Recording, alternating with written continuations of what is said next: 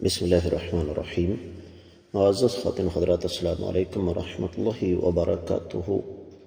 حق اور باطل کی کشمکش کے تناظر میں ہمارا سفر جاری ہے۔ سیدنا موسیٰ علیہ السلام کا فرعون کے ساتھ جو معاملہ ہے اس کے حوالے سے، اور آج جو آیت مبارکہ ہم پڑھ رہے ہیں اس کا بظاہر موضوع یہ ہے کہ جب سیدنا موسیٰ علیہ السلام نے اس کے دربار میں اس کے حواریوں کے سامنے یہ کہا کہ اگر میں تمہارے سامنے واضح دلائل پیش کروں تو تم تب بھی تشدد کا راستہ اختیار کرو گے، مجھے جیل میں ڈالو گے، فرعون کو بامر مجبوری قائل ہونا پڑا۔ اسی پر آج ہم قرآن کی روشنی میں بات کریں گے، لیکن سب سے پہلے آیت مبارکہ کی تلاوت۔ اعوذ باللہ السمیع العلیم من الشیطان الرجیم۔ قال فأت به إن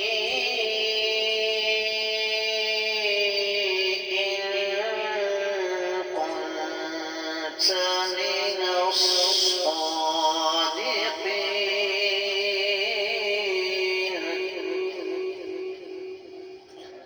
قال فأت به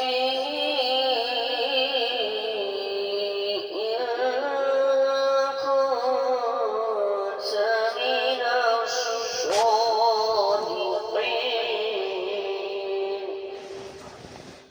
معزز خواتین و حضرات، رب کائنات کی پاکیزہ کتاب قرآن مجید پارہ ہے 19واں، سورہ مبارکہ کا نام الشعراء ہے اور آیت مبارکہ ہے 31ویں۔ جس طرح میں نے آپ کی خدمت میں عرض کیا، 30ویں آیت مبارکہ میں بلکہ 29ویں آیت مبارکہ میں فرعون نے یہ کہا لئن اتخذت الہا غیری لاجعلنک من المسجونین۔ اے موسیٰ علیہ السلام، یاد رکھو اگر تم نے میرے علاوہ کسی اور کو معبود بنایا تو میں تمہیں قیدیوں میں ڈال دوں گا۔ 30ویں آیت مبارکہ قال اولو جئتک بشیء مبین، یہ سابقہ سبق ہے ہمارا۔ سیدنا موسیٰ علیہ السلام نے فرمایا اگر میں تمہارے پاس کوئی واضح نشانی لے کر آؤں تب بھی۔ اب یہ ایک بہت بڑی سمجھ لیجئے کہ شکست تھی فرعون کی۔ اگر وہ کہتا کہ بے شک جتنے مرضی دلال لاؤ میں نہیں مانوں گا، لیکن ظاہر ہے اسے اپنا اقتدار عزیز تھا، اپنے درباریوں کے سامنے، حواریوں کے سامنے اس نے جھوٹا تو نہیں پڑنا تھا۔ اس لیے رب کائنات فرماتے ہیں قال، فرعون کہنے لگا فأت بہ، پیش کرو اسے، ان اگر کنتا آپ ہو من الصادقین، سچوں میں سے۔ بامحاورہ ترجمہ، فرعون نے کہا کہ اگر آپ سچوں میں سے ہیں تو اپنی اس نشانی جس کا تذکرہ آپ کر رہے ہیں وہ پیش کرو۔ امام ابن کثیر رحمۃ اللہ علیہ اس آیت مبارکہ کی تفسیر بیان کرتے ہوئے ارشاد فرماتے ہیں کہ فرعون نے یہ کہا کہ واقعی اگر وہ نشانی واضح ہے تو اسے پیش کرو، میں مان لوں گا کہ واقعی تم سچوں میں سے ہو۔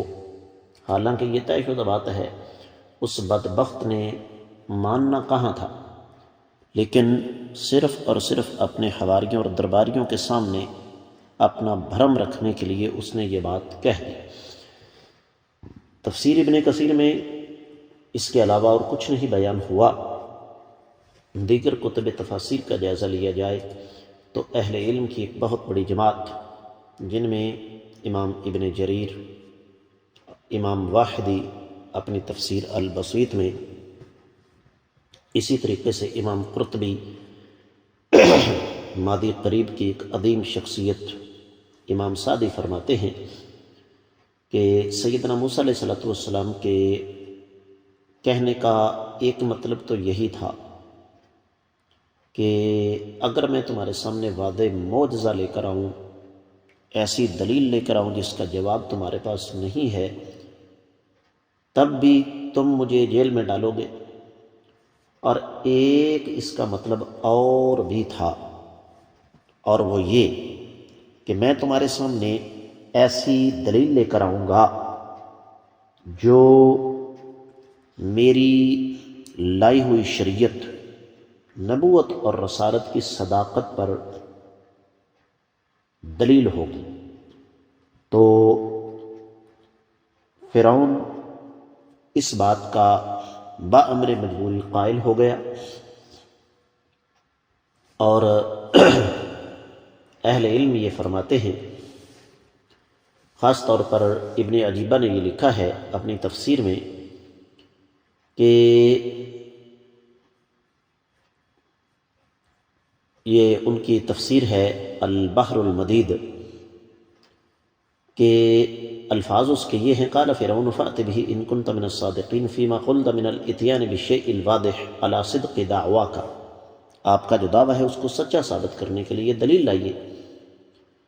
اور امام بقائی نے نظم الدرر میں لکھا کہ تم نبوت کا دعویٰ کرتے ہو اور ہم بغیر دلیل کے کسی دعوے کو تسلیم نہیں کرتے، اس لیے اپنے اس دعوے پر کوئی دلیل واقعی اگر ہے تو پیش کرو۔ سورۃ الاعراف پیچھے گزری ہے، 105ویں اور 6 آیت مبارکہ، یہ مضمون اس میں گزر چکا ہے۔ قد جئتکم ببینۃ من ربکم فارسل معی بنی اسرائیل قال ان كنت جئت بآیۃ فأت بها ان كنت من الصادقین۔ کوئی فرق نہیں ہے، بالکل ایک ہی مضمون ہے معزز خواتین و حضرات، یہاں بھی وہی بات ہے جو کہ ہمارے آج کے سبق میں شامل ہے۔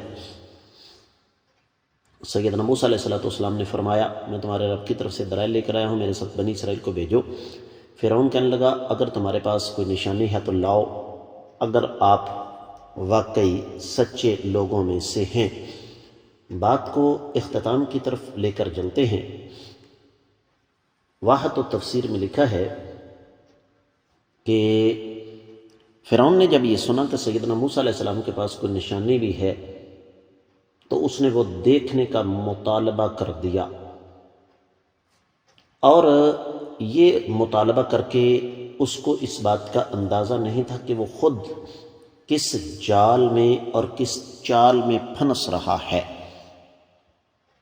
اور یہ جب ہم طلباء کو فن مناظرہ سکھایا جاتا ہے تو اس میں اس بات پر خاص زور دیا جاتا ہے کہ آپ اگلے فریق کو مجبور کر دیں کہ وہ آپ سے دلائل کا مطالبہ کرے۔ مناظروں میں عام طور پر مناظر قائل نہیں ہوتا، اس لیے کہ وہ پہلے سے طے کر کے آیا ہوتا ہے کہ میں نے اگلے کی بات کو نہیں ماننا، لیکن مناظروں کے جہاں نقصانات ہیں وہاں ایک بہت بڑا فائدہ یہ ہو جاتا ہے کہ ارد گرد کے لوگ قائل ہو جاتے ہیں۔ تو اصل میں سیدنا موسیٰ علیہ السلام کا جو ہدف تھا وہ فرعون تو تھا ہی کہ چلو ہو سکتا ہے اس کا ذہن پلٹ جائے، جس کا امکان کم تھا، لیکن اصل ہدف اس کے حواری تھے جو اس کے ارد گرد تھے، ان کو قائل کرنا مقصود تھا۔